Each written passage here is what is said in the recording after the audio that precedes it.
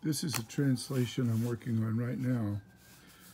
And this is in Acts chapter 2, the Orthodox Hasidic Yiddish Brit Hadashah, where Kepha stands up with the 11, because they had to vote.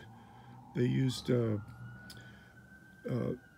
way that you see described in the book of Esther, where they draw lots.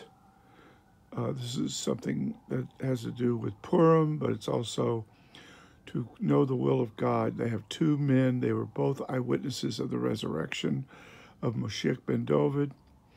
They saw it with their own eyes.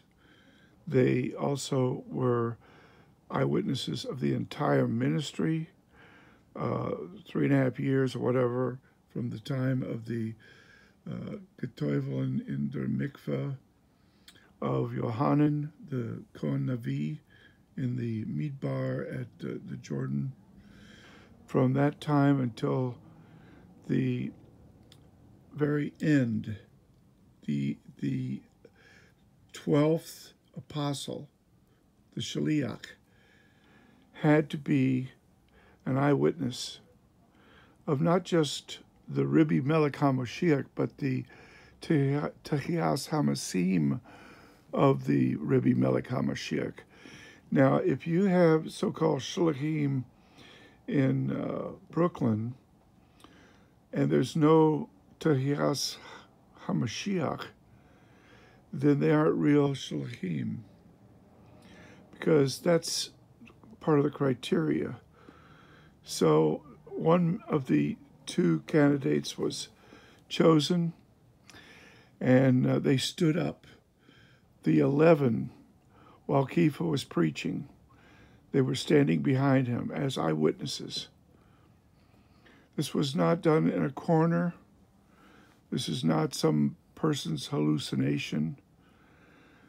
These 12 saw it with their own eyes. It was also predicted by David. And here in the message, he talks about the kever of David, which they can look at to this day. It's right there for them to examine. But then in Isaiah 53, verse 9, it speaks of the kever of the son of David. And that kever is empty because the Lord prolonged his days. And so it's not possible for death to hold the Rabbi Melech HaMashiach. It's impossible. Why? Because the scriptures can't be broken. In Psalm 16, verse 10 says he will see no shahat. So if he sees shahat, if his body's moldering in the grave, he cannot be the Mashiach, because Moshiach ben David is stronger than death.